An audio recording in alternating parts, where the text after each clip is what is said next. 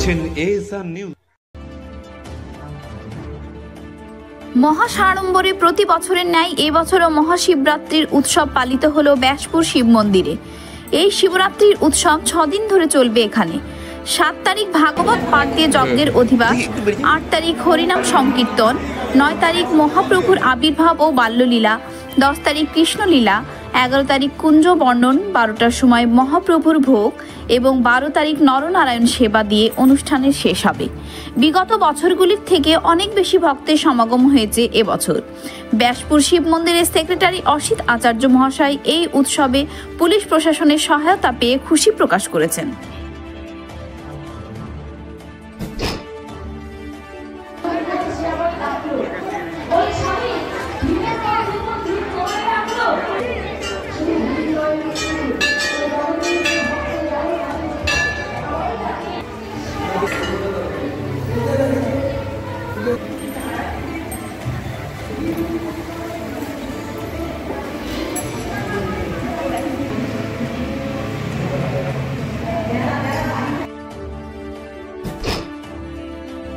অন্যান্য বারের মতো আমরা ঠিক নিষ্ঠাচারে প্রতিবাদ যেরকম করে থাকি সেই নিষ্ঠাচারে আরও উন্নত ধরনের আমরা ব্যবস্থা রেখেছি বিভিন্ন রকমভাবে।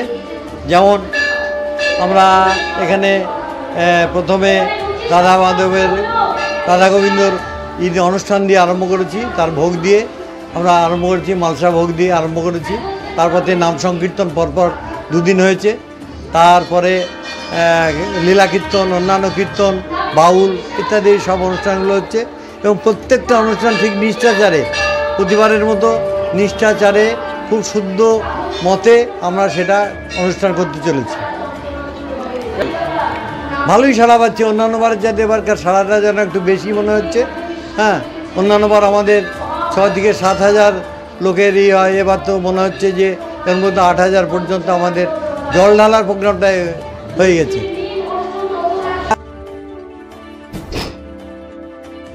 আমাদের সবথেকে বেশি আকর্ষণীয় এই যে রাধাকৃষ্ণ আর কীর্তন, আমাদের যেটা আগে 4 দিন হতো এখন সেটা 6 দিন হচ্ছে। আমাদের নরনারায়ণ সেবা আছে, আজকে ভোগ বিতরণ আছে, কালকে পুজো হয়েছে সকালবেলা, আজকেও ভোগ বিতরণ হয়েছে, আজকে সন্ধেবেলা সবারই জন্য ভোগ বিতরণ। এটা একটা বিরাট অনুষ্ঠান। মঙ্গলবারের দিন আমাদের এখানে নরনারায়ণ সেবা আছে এবং সমস্ত ভক্তকে আমরা প্রসাদ বিতরণ করব। হ্যাঁ, 1000 লোক খাবে। প্রচুর সারা। এটা তো মুর্শিদাবাদ জেলার সবথেকে পুরাতন মন্দির হচ্ছে ব্যাসপুর মন্দির। হ্যাঁ, এর এত পুরাতন মন্দির মুর্শিদাবাদ জেলায় আর নাই। আর আমাদের সবথেকে বড় ব্যাপার হচ্ছে প্রত্যেকটা বছর আমাদের বাবা একটু একটু করে বাড়ে।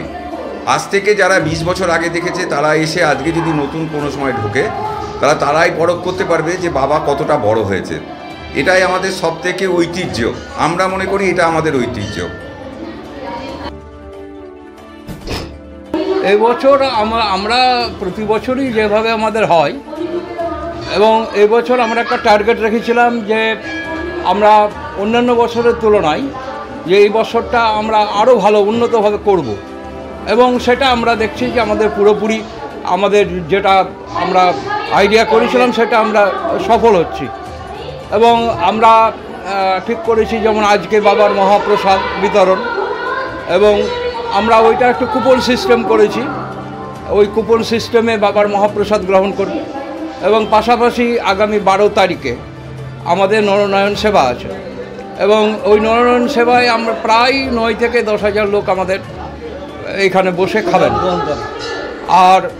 আর আমাদের এই চলবে 12 তারিখ অবধি আমাদের বিভিন্ন প্রোগ্রাম আছে, যেমন প্রত্যেক ধাপে ধাপে আমাদের কীর্তন আছে, বাউল আছে এবং ভাগবত পাঠ আমাদের হয়ে গেল গতকালকে। হ্যাঁ, তারপরে লীলা